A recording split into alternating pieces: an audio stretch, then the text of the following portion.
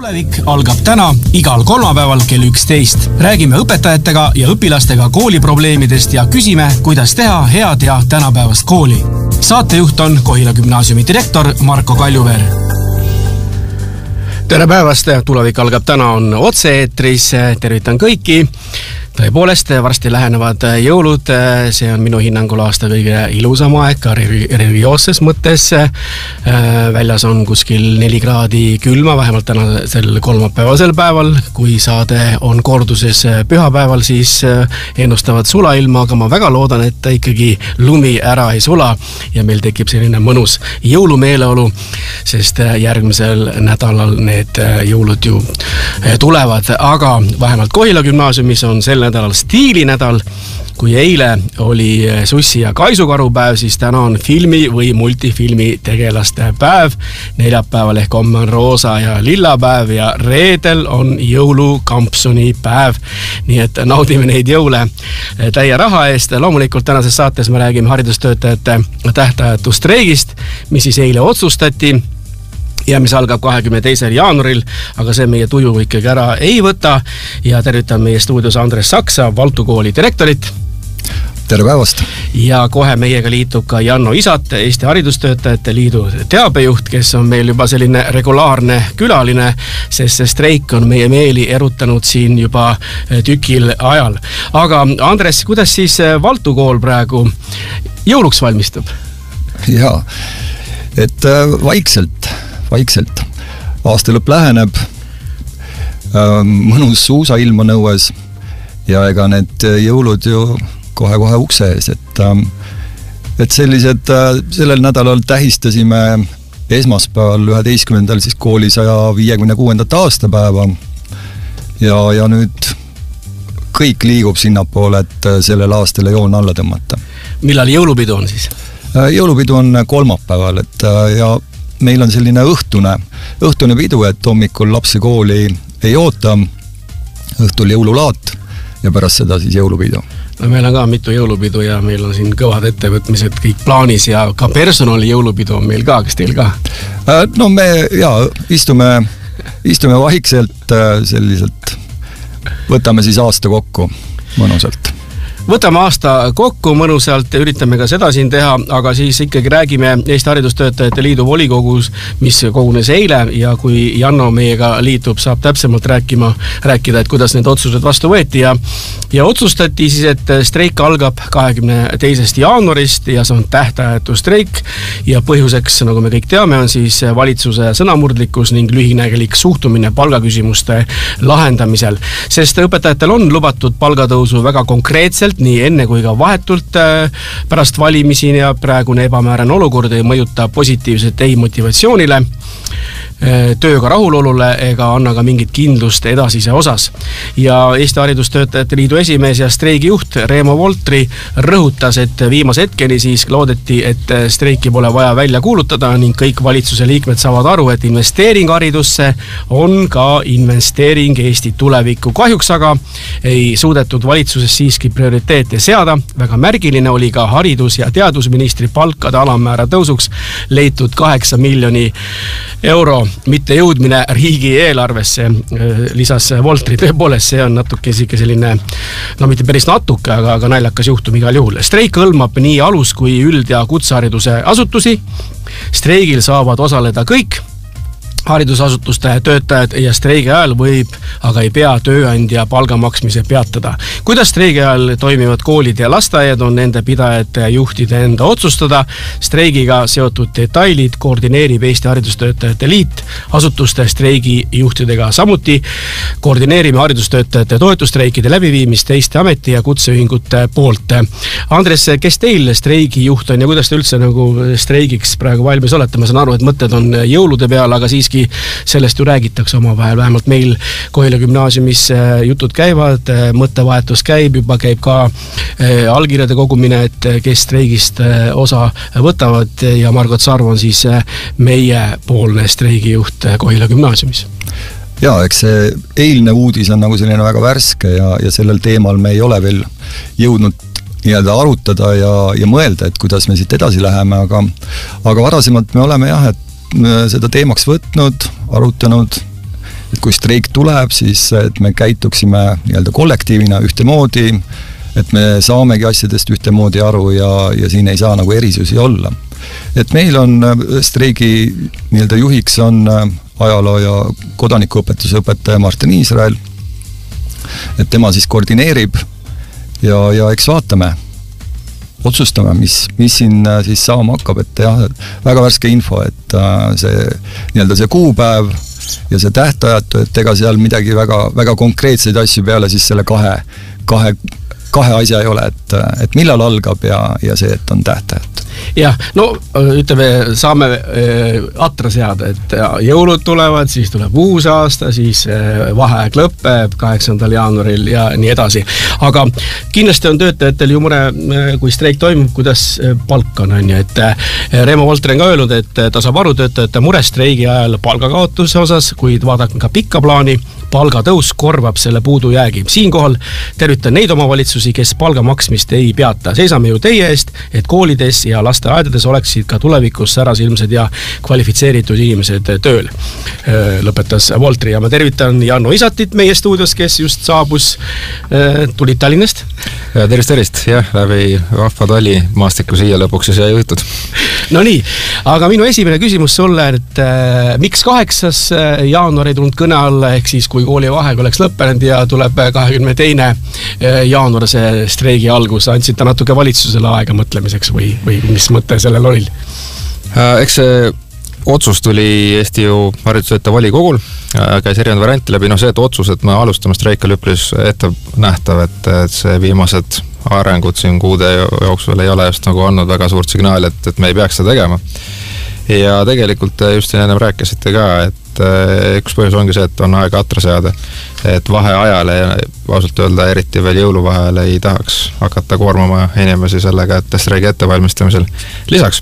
Ja see on nagu kõige tähelepanek, et valitsusel on veel võimalik lisaeelarve jaanuaris muuta. Nii et tegelikult see oli ka eile küsimus siin väga paljude meediakanalite poolt Kristina Kallasele, et aga kuidas ta seda ära hoiate. Kuigi näha on, et tema käest ei ole tegelikult seda väga mõtet küsida, et see peab ikkagi küsima rahandusministri ja peaministri käest, et see on nagu selge, kus need jõujooned seal jooksevad.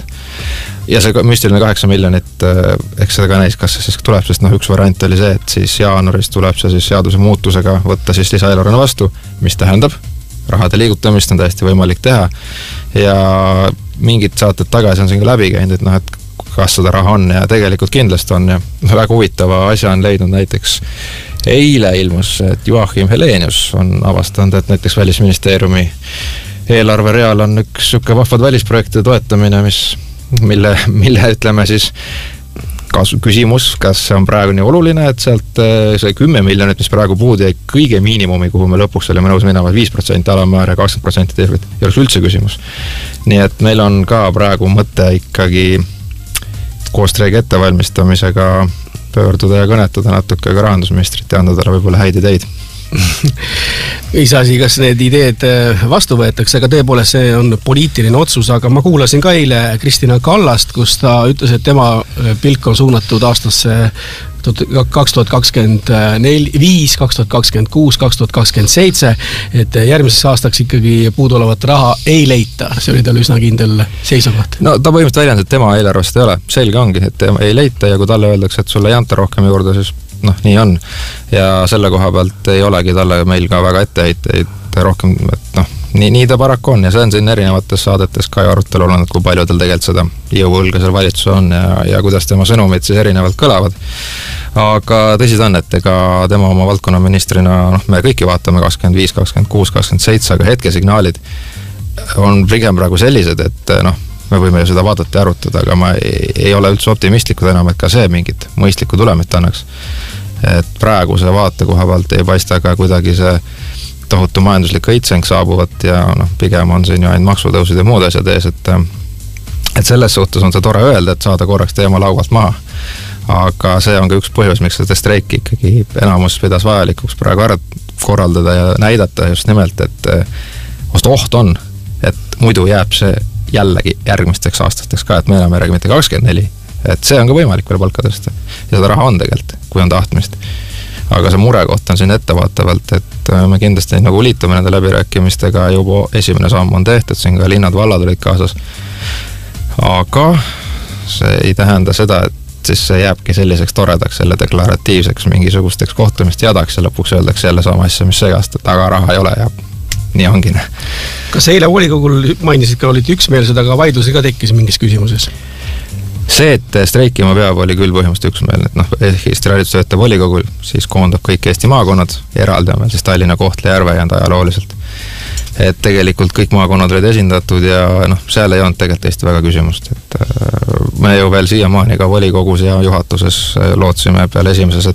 detsembri, seda kohtumist, kus oli riiklik lepitaja veel meid kokku viinud, et see viimane kompromiss, me alustasime 11% palga alammäärast 5 peale diferentseerimisfondi ja et ma alustaks siis kollektiivlepingu sõlmise läbirääkimise järgmine aasta. Me oleme üpris optimistlikud, et see on võimalik, see on täiesti tehtav. Ja see pettumus oli ikka inimestel väga suur, et isegi seda vastutulekust ja siis sama jutt kogu aeg. Ma vaatasin läbi eile kõik teleintervjuud, mis andis siis haridussidadusminister. Et seal läks nüüd küll peale sama plaat, mis on rahandusministril, et raha ei ole ja kõik ja nii ongi. Et ja jälle see, et siis kas me peame laenu võtma või uusi makse kehtestama, tegelikult ei pea. Et tegelikult ei pea. Küsimus on prioriteetides, et kuhu me seda raha suuname, et kas näiteks mingisuguste Aafrika e-projektide toetamine on hetkel nii prioriteetne või vaataks siis, et avalikud allikad ja tegelikult juba ühiskonna ja tegelased ise juhivad ju tähelepanu. Ja ka siin näiteks Bigpanga peaökonomist on siin paar päeva tagasi sõna võtnud, et saage nüüd aru valitsusele suunatud sõnumis, et see on ju investeering, mida te teete haridusse, mis toob kasu meile kõigile majanduses. Aga seda ju kuskilt ei kuma läbi, et tegelikult oleks väga vabalt öelda ka kogu valitsus, et arusaadav ja vaatame natuke asjad ümber, teeme selle investeeringu, hakkame ka läbi rääkima. Sest hetke siis kui listitagune signaal ei ole väga toetav, et siin kõik valitsusosapooled oleks ka selles kollektiivlepingust huvitatud. Andres, sinu tutvusringkonnas, kuidas suhtutakse sellesse streiki, mis siis algab 22. jaanuaril?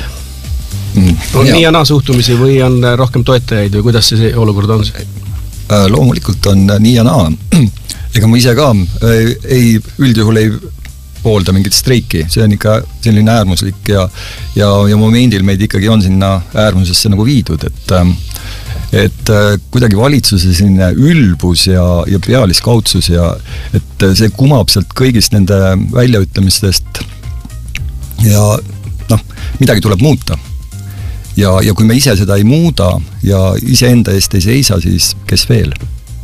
Just ja mulle ikkagi tundub ka, me oleme rääkinud ka eelmistes saadetes, et eestlane pole ju harjunud streikima. Et see tundub selline väga äärmuslik, mis ongi tegelikult ju äärmuslik, aga samas ta kuulub ka demokraatliku ühiskonna juurde.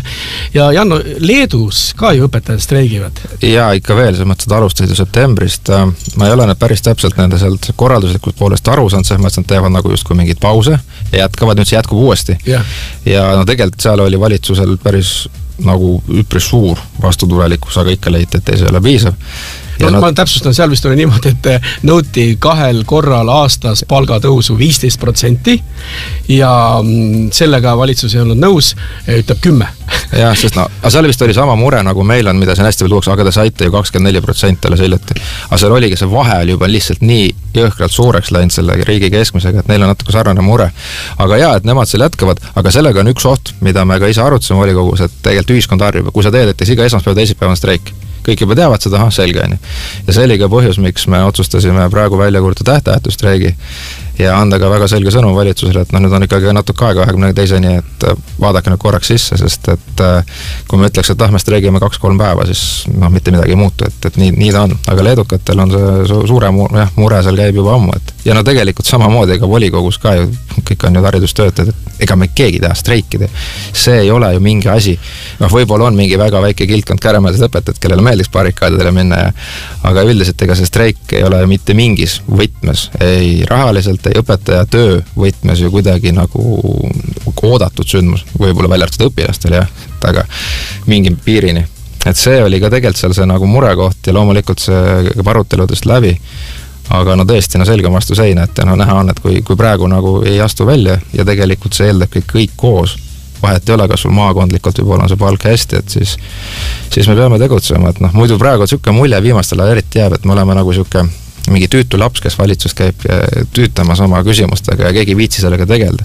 Mõtle, kes on neid vanamehe multikat, siis see Priidik lapsele, et vanaisa, et kas raha on? Ja siis Priidik, jama, raha ei ole. Ja täpselt siuke tunne, et nagu keegi üldse sisse ei vaatagi. Lihtsalt sama plaat peale, raha ei tule, kõik mingi ära.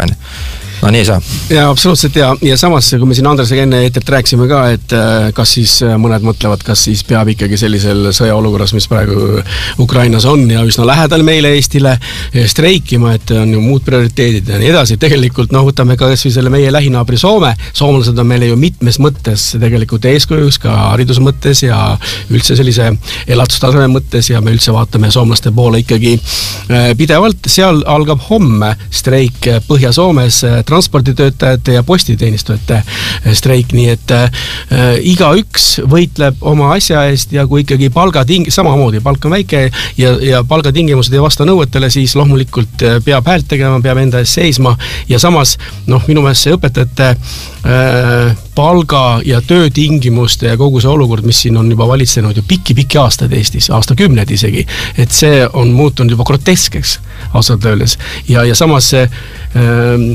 Andres Valtu kooli direktori teab väga hästi, et on raske saada õpetajaid ju ikkagi ametisse, eriti kui sa tahad väga head kvalifitseeritud, karismaatilist õpetajat saada, et kõigepealt viskad palganumbri lauale, ütled, vaat selline on palk ja koormus tuleb ka selline ja vaatavad sulle õnnetult otsa. No jaa, eriti noored õpetajad, et neid ei ole ju kuskilt võtta, et siin ei olegi midagi rääkida, jah, et seis on väga nukker. Nii-öelda positiivne pool streigi puhul on tegelikult ikkagi see, et see kogu haridusteema enda kõikide muredega nagu väga suurelt nagu pildis praegu, see on tegelikult väga positiivne. Kõik just see, et läbipõlemine, noorte peale tulekut ei ole, et see on nagu hästi nagu ma ei mäleta ausalt viimased 5 isegi rohkem aastat, et haridusteemad oleks nii palju avalikult rääkinud, ühiskonnategelased, kõik meediakanalid. Et see on tegelikult ju selle nagu hea osa, et nagu ta saadakse aru, et meil on mure. Et võib-olla siin veel eelnevatel aastatel ka ja mulle alguses, kui see protsess hakkas, see palga läbirääkimised suvel ja sügise alguses, ka tuttavad ütlesid, et kuule jälle ta oma palkadega õpetajad. Aga nüüd, kui nad nagu nii palju on meedias seda kajastatud, igast need kõik võimalikke muid süvitsised probleeme, siis saadakse aru, et see pilt on palju laiem ja see palk ja võib-olla väike sissetulek, mis selle konkurentsivõimele põhjustab väga palju muid muresid, millest ongi kõik siin see, et meil ei ole normaalselt konkurentsi, isegi meil ei tule noored peale või lähevad kiiresti minema.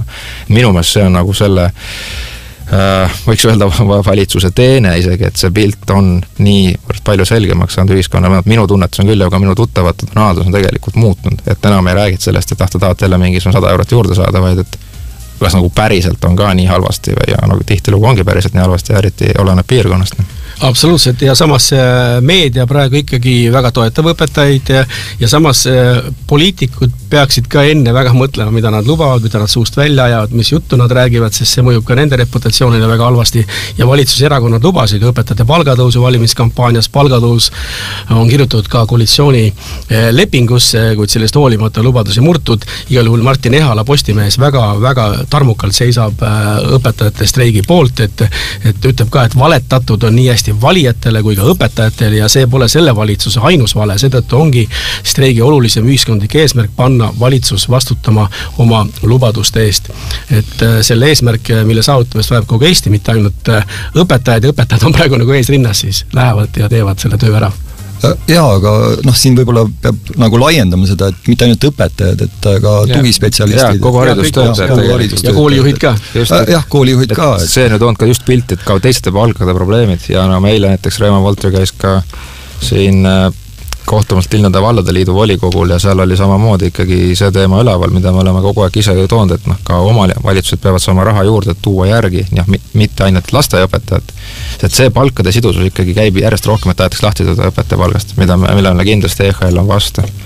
Ja teine pool ongi just see, et kui palju on siis ka näiteks koolijuhtide palgafondid muudesed, et see kõik on väga palju erinevate nagu võtmete nüüd nagu pildis ja tegelikult minu meelest see on nagu see positiivne osa, et seda teadvustatakse aina rohkem. Selge see.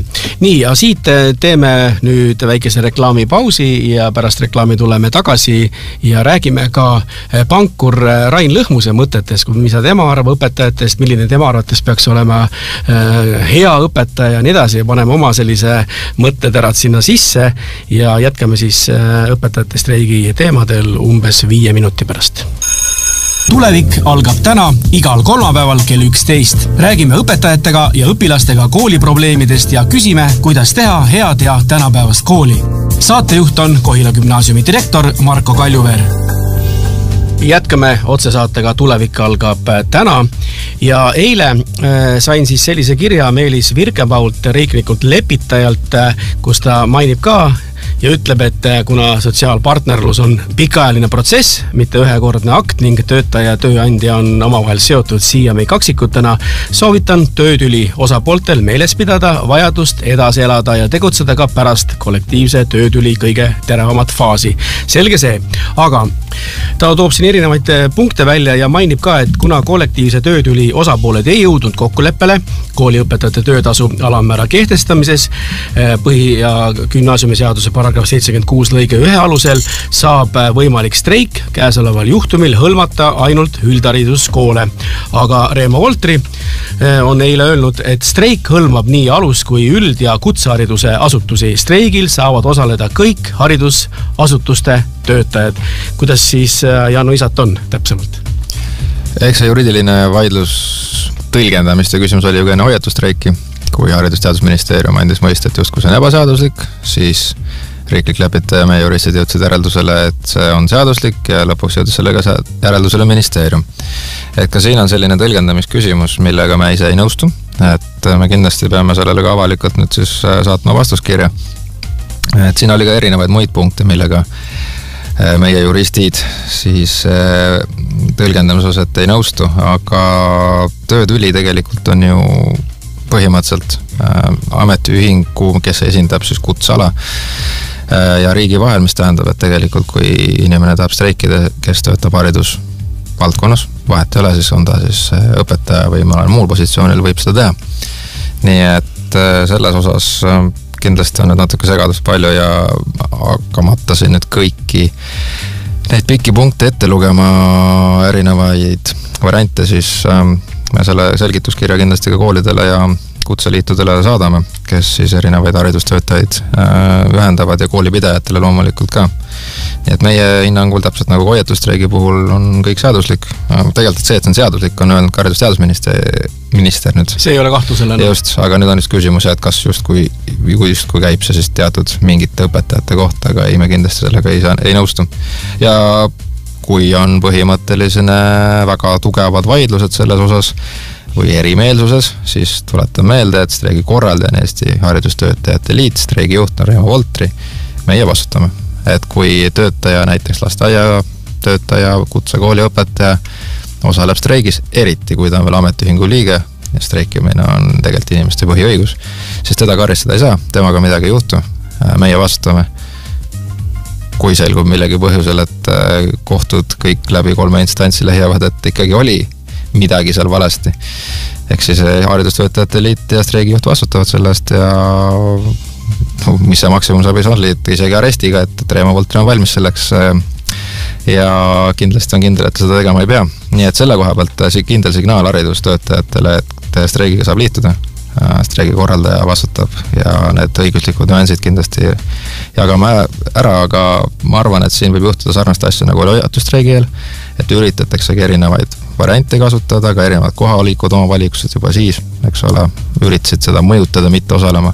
Survemeetodeid kasutada. Ja, et tegelikult streigi takistamine on seadusega keelatud ja me hoiatustreigi all panime kirja, aga ei tekitanud õiguslikke tagajärgi sellele, et nüüd selle tähtajatu streigi puhul me oleme valmis ka loomulikult sekkuma sinna.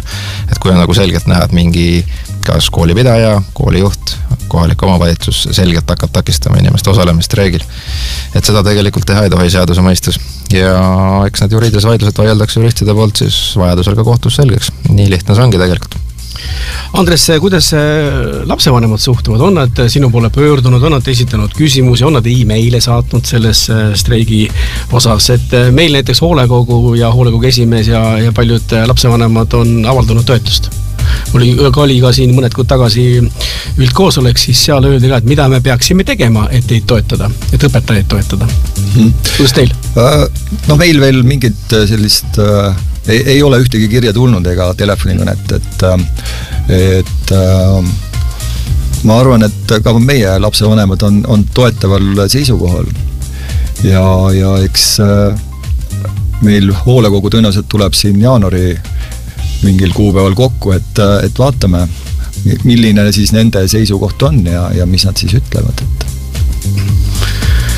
Nad hakkavad veel reageerima alles? Tõenäoliselt, anname neile aega, et ju siin küsimusi tekib ja praegu on tõenäoliselt küsimusi isegi rohkem, kui meil nagu vastuseid neile anda, et ega me ei tea veel, jah, et aga meie streigi korraldajana kindlasti neid detaile anname ja suunised ja juhised, et meil on ju hoiatusstreigi streigijuhid, kes on eelnevad kontaktid, kindlasti asutus tuleb juurde, nii et loomulikult me informeerime ja hästi oluline võib-olla ise kommunikatsioonis siis haridustöötajatena öeldagi ükskõik kellele, siis lastevanematel, mis iganes, et me ei streigi ju nende vastu, vaid nende eest, et see pahameele torm pangu suunatud siis valitsusele, et kes on tekitanud selle oru ja kellel jätkuvalt on võimalus see lahendada.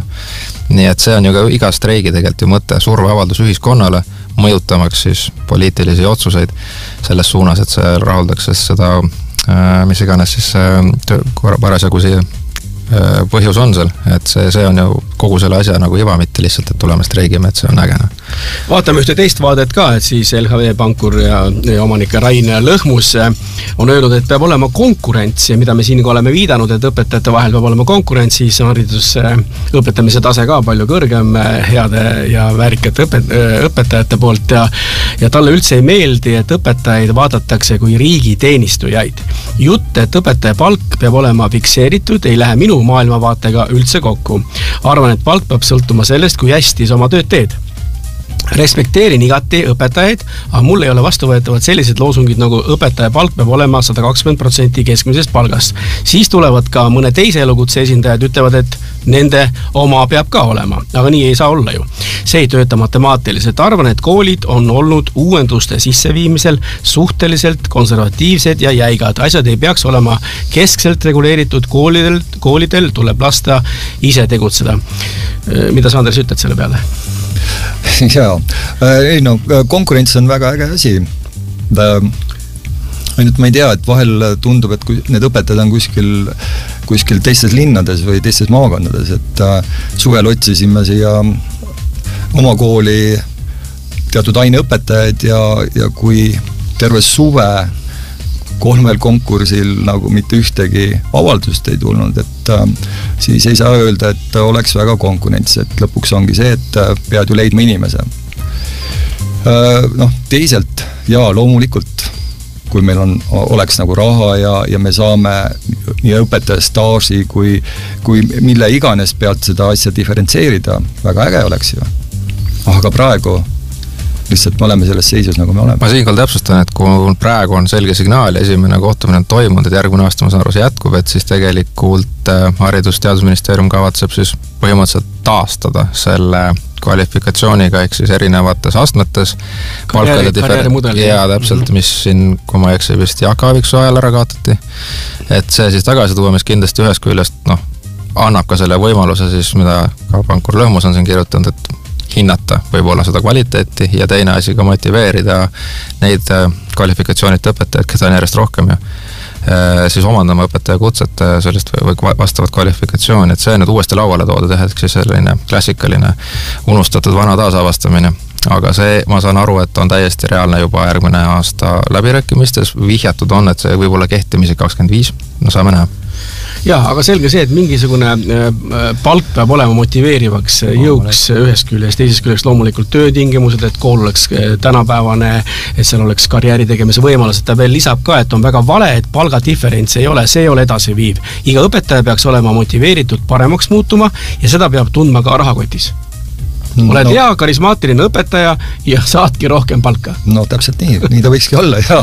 See oleks ju suurepärane, kui meil direktoritena oleks seda palgafondi, et saame seal nii-öelda oma äranägemise järgi ka rohkem nagu motiveerida ja premeerida neid tublisid ja hakkajaid õpetajaid. Seda mõningast tunnet, et see on ebaõiglane, on ka meil indikeeritud päris palju, et õpetaja tuleb esimest korda tööle selle aasta 1. septembril, saab kohe täpselt sama palka kui inimene, kes on 120 aastat teinud, et selles on küsimus. See on, aga ühest pankurist veel, kui toib hästi kiire näide, et siin Bigpanga peakonam, kes on kirjutanud vastupidi, et tema arvab, et arvestades kogu seda õpetajatöö iseloomu ja vastutust kogu ühiskonnale, et see 120% ongi mõttetu number, et pigem võiks õpetajad saada ilusti 3500–4000 eurot palka ja see peaks ka olema selline number ja näitaja, et see ongi nagu väga väärtustatud, sest see loob kogu alus. Väga nõus. Ja siis sul ei ole, Andres, juhtumit, et ei ole ühtegi õpetajat konkursile tulemas, on ju? No ja siis tekib teistpidi see, et ei suuda võib-olla valida sealt, et tuleb nii palju. See on hea? See on hea, loomulikult, ja selle poolt me ainult olemegi. Kas teil kunagi direktoritena on see olukord ka, et ei suuda ära valida, et nii palju huvilisi on? Vaata, ma olen nii noor direktor, et mul ei ole sellist, eelmisel suvel ei olnud sellist juhtumit, kuidas sul, Andres? No 30 aasta jooksul ei ole veel olnud, jah, et ootan selle päeva ära äkki. No aga selle nimel me pingutame praegu, selle nimel töö tegelikult käib ju hetkel. Ja siis küsib veel ka Lõhmus, et näiteks millised on õpetajate karjäärivõimalused, inimesed tahavad ju edasi liikuda, areneda, mitte jääda alatiseks paigale. Kas õpetajal on mingi perspektiiv, kus ta näiteks 5 aasta pärast on mingi unistus või ettekujutus? Selge see, et Rain Lõhmus on turumajanduse pooldaja ja kõik sealt mõtted tulevad. Aga küsimus on ka, me räägime edasi nüüd siis, milline on hea õpetaja. Küsimus oli ka talle ka, et milline on hea õpetaja? Hea õpetaja peab oskama lapsega lapse keeles rääkida. Kuidas tundub sulle? No tundub hästi ja nii peab olema.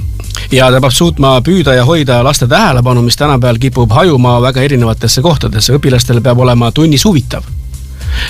Lastele meeldivad õpetajad, kes ei ole kurjad ja kellel on huumorimeel. Ei vaidle vastu ka. Ei saagi vastu vaidle. Ei saagi vastu vaidle. Aga kuidas saada selliseid inimesi kooli? Vaat nüüd on see küsimus, et me rääksime siis, ütleme 3500 või 4000 on ju, et see juba annab märku, et kuulge, see on väärt koht, ametikoht. Et tõesti see on raske, sest tegelikult koolis klassi ees olemine 7 tundi järjest, no ütleme nii, et võtab võhma välja tegelikult, on ju. Erinevad tunnid, erinevad kooliastmed, nii edasi ja erinevad teemad, erinevad õpilased, üks klass tuleb, teine läheb, see pole ka niisama kerge, ühes on üks meeleolu, teises on teine ja päeva lõpuks see siis oledki niimoodi, et vaatad aknast välja ja mõtled, et ahahaa, palju mul rahakotis siis on selle töö eest? No ma arvan, et tegelikult praegu enamus Eesti koolides töötavad õpetajad ongi just sellised, kes teevadki oma tööd ju missioonitundest, tahavad seda tööd teha, et nad ei tee ju seda raha pärast, me ju seda näeme, et mitte ainult raha pärast kindlasti, aga see motivaator ja see muidugi teine asi on kõik see läbipõlema muud asjad ja tegelikult see lahkumisprotsenti vaadata, mis on ju ametlikult ju uuritud statistikat, see on ju meeletu just nooremate hulgas. Et ega seal ikkagi väga paljud ütlevad, et see palk ei ole konkurentsivõimeline, kui ta on eriti veel oma magistriharidusega omandanud.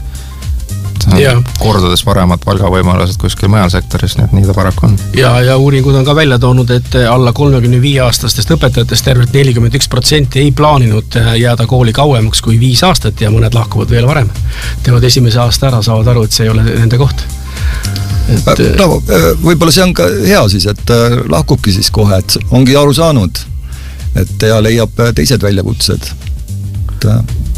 Aga et tuleks neid peale, kes siis nii-öelda vaatavad, proovivad, et ega siis õpetaja jääb paigale, kui talle see nii-öelda kool meeldib, kollektiiv ja siis me näemegi selliseid õpetajaid, kes aastakümneid töötavad ühes koolis.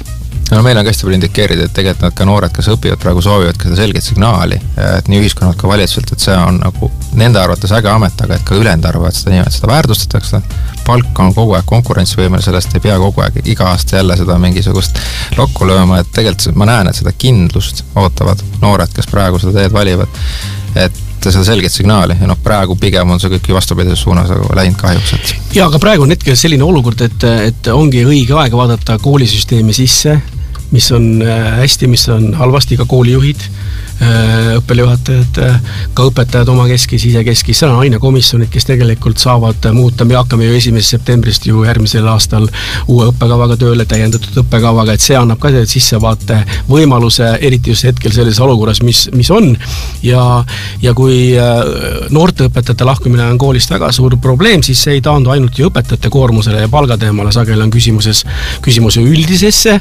suhtumises koolis, kooli juhtimises ning iseendaga hakkama saamises, eks praegu peame iseendasse ka vaatama natuke ja mõtlema, et kuidas asja annab paremaks teha, et väga paljud sõltub ikkagi inimese enda aktiivsusest, enda mõttemaailmast ja kuidas sa suudad tegelikult õpetajatega läbi saada ka ikka, kuidas neid motiveerida lisaks muudele teemadele. Loomulikult, absoluutselt õige, Marko, sa oled õigel teel. Õigel teel. Noore koolijuhina on sul õiged arusaamad, et eks nii tulebki.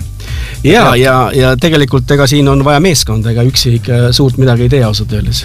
Ei, absoluutselt. Ja see on ükskõik, mis see juhtimine on, kas ta on koolis, kas ta on kuskil mujal, ma ei tea, AS-is, aktsiaselts, osaühing, mis iganes, et vähemalt selline kogemus on mul praegu jäänud. Jaa, aga siit nagu laiemalt pilti vaadates, et vahel tundub, et ma ei teagi, kas seal ATM-is ja ka valitsuses võib-olla see tehisaru on asja üle võtnud, et mingid otsused ja sellised ei ole nagu sellised inimlikku mõõdet ei ole seal, et keegi teeb vist nende eest need otsused ära ja nad ise hanguvad kinni. Muuseas ära tee tehisarule selles mõttes nagu karuteenet, et Rain Lõhmus ütleb, et seda peaks hakkama koolis kasutama, et sealt tulevad väga head lahendused, sealt tuleb väga suur abi ja sellest võib olla kasu koolile. Aga sellega ma nõus, et valitsus midagi kinni jooksnud. Et kuidagi ei vaadata seda laiemat pilti, vaadatakse oma eelarvet, mõeldakse umbes niimoodi, et iga inimene läheb õhtul magama, mõttes, kas me ikkagi riigi eelarve on tasakaalus või ei ole. Jumal tänatud, kui oleks, ärkan üles ja võib-olla, et kõik on korras. Et tegelikult päris nii see ei ole ju. Et me vaatame ikka väga selgelt enda elusse ja mõtleme, kuidas praegu hakkama saada. Tegelikult seda ma ennem alustasin ka, et see nii-öelda plaat on pehel juba ju sügises saate, et nagu isegi ühtegi korda ei ole kuulnud kuskilt nagu sellist nagu mõtte arutelu, et haridusteadusminister on leidis see 8 miljonit sisemise kokkuhoiu arvelt erinevate asjadest, aga et oleks kuskilt mujalt, isegi ühtegi korda pole seda läbi käinud. Ainukesed asjad on alati samasi. Tahate raha juurde, järelikult peab uued maksud kädestama või midagi võtma laenu, et mingisugune kaasamõtlemine võiks ju siiski natuke nagu olla nagu kõigi valitsusliikmete poole pealt, et see ongi nagu nii kummaline, täpselt nagu natuke viitis ka, et kuidagi nagu kinni jooksud on see süsteem, et või plaat nagu hüppab. Kui vinüülidest rääkida. Kui nooredest need aru, millest räägitas, vanasti vinüülid, need hüppasid. No nii, aga kui saate kokku võtta, siis kuidas see aasta, Andres, sulle tundus, et jäid sa selle aastaga rahule, aasta 2023 pole enam palju jäänud, kõik aasta lõpus hakatakse vaatama, nagu öeldakse, tagasi ja siis mõeldakse ka, mis järgmisel aastal ees ootab, see, mis ees ootab, sellest ma olen terve saate rääkinud, aga kui sa nüüd tagasi vaatad, siis kuidas rahule jäid? Tuleb rahule jääda. Meie õpilaste arv on kasvanud. Eelmine aasta, võrreldes eelmise aastaga siin ligi 20 last. Projekteerime juurdeehitust, asi areneb. Ma arvan, et oli selline tegus aasta, et tuleb rahule jääda. Et on, mis on, aga mina ajan oma asja. Jah, et ega siis me ei saa kõigest sellest jamast, mis seal kuskilt kõrgematel instantsides nagu tehakse ja et ega siis kool on ju ikka see koht, et kus käib laste õpetamine ja kasvatamine ja ega siin ei ole midagi muutunud. Meie teeme oma tööd igapäevaselt ja loodame, et ühel hetkel ka siis õiglaselt tasustatakse seda. Ja keegi ei loobi siis nii-öelda neid kaikaid kodarasse, et saame vaikselt edasi minna oma asjaga. Janna, kuidas sul? Eks see palgatüli jääb kriipima paratamatult, et tore oleks olnud, kui see oleks olnud positiivse lahenduse ja kõigil oleks olnud hea emotsioon minna jõuludele vastu. Muus osas, sest tegelikult neid ju probleemkohti, mida ka Eesti Haridustöötajate Liit adresseerida saab ja kaasa rääkida ja kust me ka osaleme, et on veel, et siin eks mingid asjad ainult tänu sellele ka natuke seisma jäänud, et eks.